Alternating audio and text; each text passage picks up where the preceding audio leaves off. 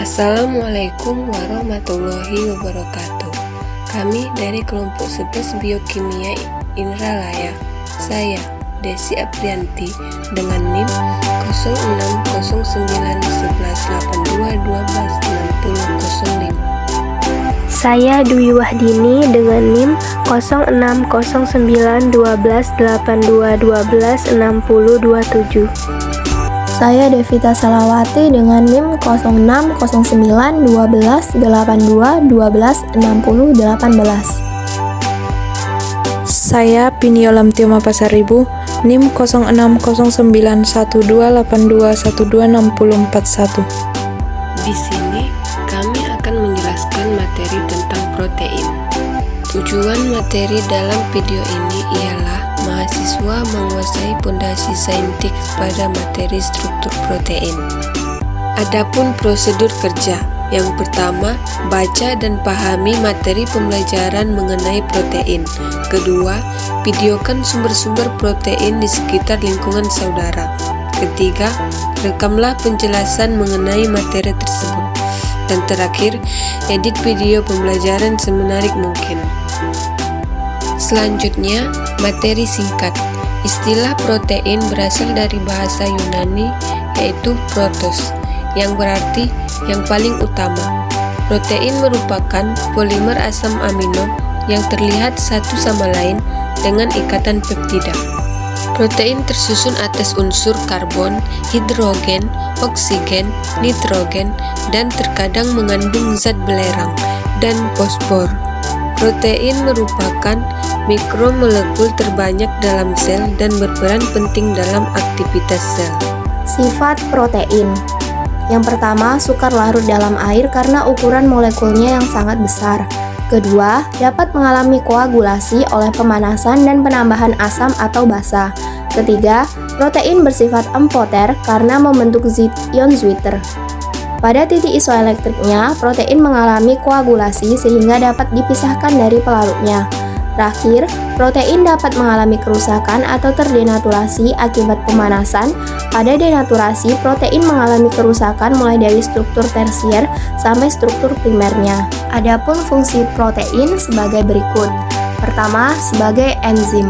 Enzim merupakan biokatalis. Bagian utama molekul enzim yang disebut apoenzim merupakan molekul protein.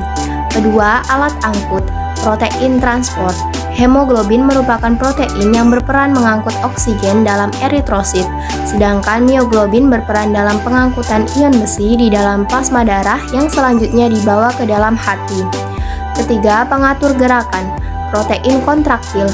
Gerakan otot disebabkan oleh dua molekul protein yang saling bergeseran.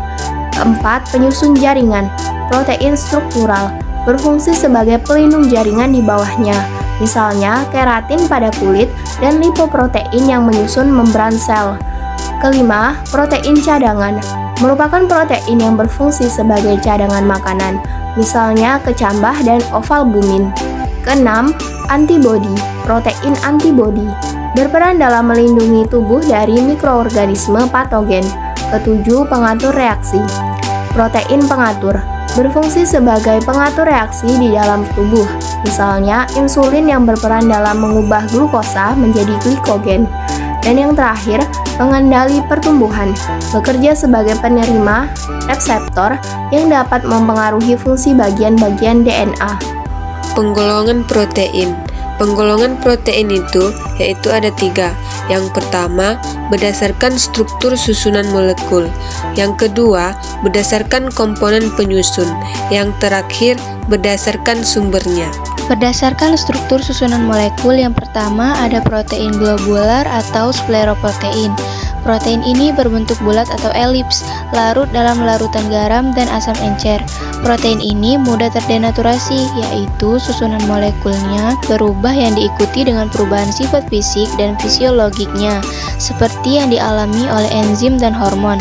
Contohnya adalah albumin, globulin, dan beberapa protein proteohormon atau proteoenzim. Yang kedua ada protein fibriller atau skleroprotein.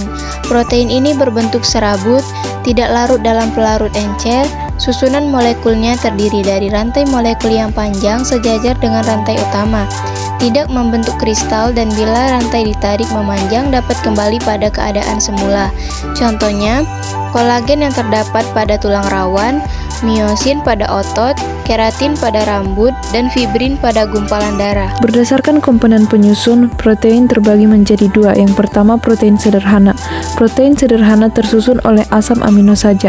Contohnya albumin, globulin, histon, dan prolamin. Protein majemuk. Protein ini tersusun oleh protein sederhana dan zat lain yang bukan protein. Zat yang bukan protein disebut radikal protestik. Contohnya, yang pertama fosprotein dengan radikal prostetik asam fosfat.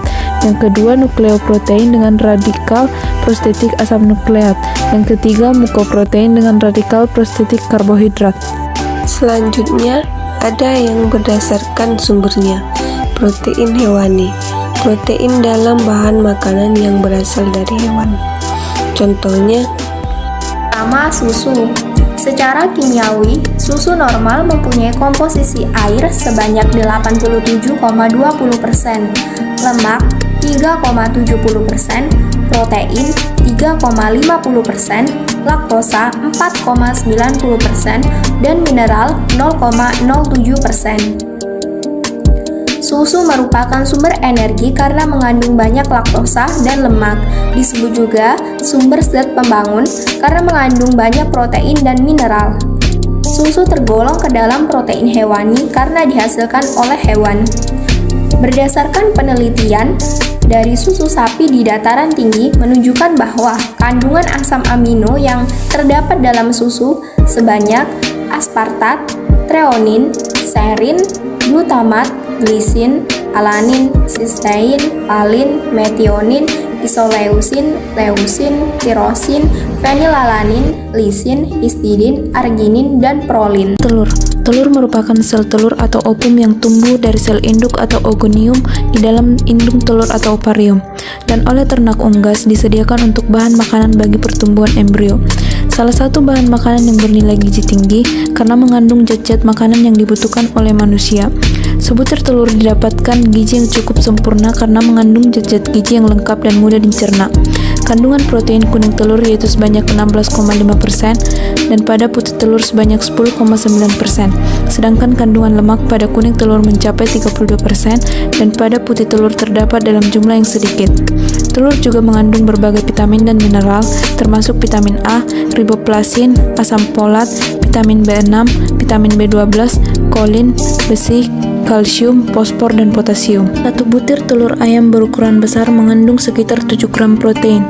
Adapun fungsi protein tersebut yaitu sebagai zat pembangun, yaitu bahan pembentuk jaringan baru di dalam tubuh, zat pengatur yang mengatur sistem dalam tubuh, dan sebagai bahan bakar. selanjutnya berdasarkan sumbernya ada protein nabati, yaitu protein dalam bahan makanan yang berasal dari tumbuhan. Contohnya, tahu. Tahu adalah suatu produk makanan berupa padatan lunak yang dibuat melalui proses pengelolaan kedelai dengan cara pengenapan proteinnya dan tidak ditambahi bahan lain yang diizinkan. Tahu juga mengandung berbagai mineral seperti kalsium, zat besi, fosfat, kalium, natrium, serta vitamin seperti kolin, vitamin B, dan vitamin E. Tempe merupakan makanan tradisional yang dihasilkan dari fermentasi biji kedelai atau beberapa bahan lainnya. Tempe merupakan makanan yang kaya akan serat pangan, kalsium, vitamin B, dan zat besi. Selain sebagai alternatif untuk mencukupi kebutuhan protein, juga memiliki nilai obat seperti antibiotika untuk menyembuhkan infeksi, antioksidan untuk menangkap radikal bebas. Tempe memiliki aroma yang khas dikarenakan adanya degradasi dari komponen-komponen kedelai itu sendiri. Dilihat dari komponen gizinya, kadar protein, lemak, dan karbohidrat antara tempe dan kedelai relatif tidak berubah. Adapun kandungan asam amino paling tinggi di tempe adalah arginin. Uji protein dilakukan dengan 3 cara. Pertama, uji biuret. Reaksi yang digunakan adalah larutan NaOH 40% dan larutan tembaga 2 sulfat 1%. sebanyak 3 ml larutan sampel ditambah dengan 0,1 ml larutan NaOH dan 2 tetes tembaga 2 sulfat.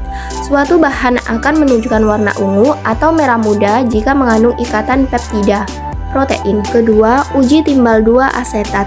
Reaksi yang digunakan adalah larutan NaOH 40% dan kertas saring yang dibasahi larutan timbal 2 asetat.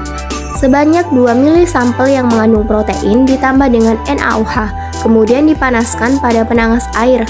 Uap yang terjadi diuji dengan kertas timbal 2 asetat. Jika terbentuk warna hitam pada kertas tersebut, berarti proteinnya mengandung belerang. Yang ketiga, uji Santo proteat. Reaksi yang digunakan adalah asam nitrat pekat atau asam asetat pekat dan dapat juga asam sulfat pekat. Sebanyak 3 ml larutan sampel yang mengandung protein ditambah dengan 2 ml HNO3 pekat dan dipanaskan pada penangas air. Jika sudah dingin, ditambahkan NH3 atau NaOH. Jika ditambahkan NH3 akan berwarna kuning dan jika ditambahkan NaOH akan berwarna jingga. Uji Santo proteat digunakan untuk menunjukkan adanya cincin benzen pada protein. Kesimpulan, protein merupakan polimer asam amino yang terikat satu sama lain dengan ikatan peptida. Protein tersusun atas unsur karbon atau C, hidrogen atau H, oksigen atau O, nitrogen atau N, dan terkadang mengandung zat belerang atau S dan fosfor atau P. Protein bersifat sukar larut dalam air, dapat mengalami koagulasi, bersifat amphoter, dan dapat mengalami kerusakan atau terdenaturasi. Protein berfungsi sebagai enzim, alat angkut atau protein transport, pengatur gerakan atau protein kontraktil, penyusun jaringan atau protein struktural, protein cadangan, antibodi, pengatur reaksi dan pengendali pertumbuhan. Protein dapat digolongkan berdasarkan struktur susunan molekul, komponen penyusunan, serta berdasarkan sumbernya.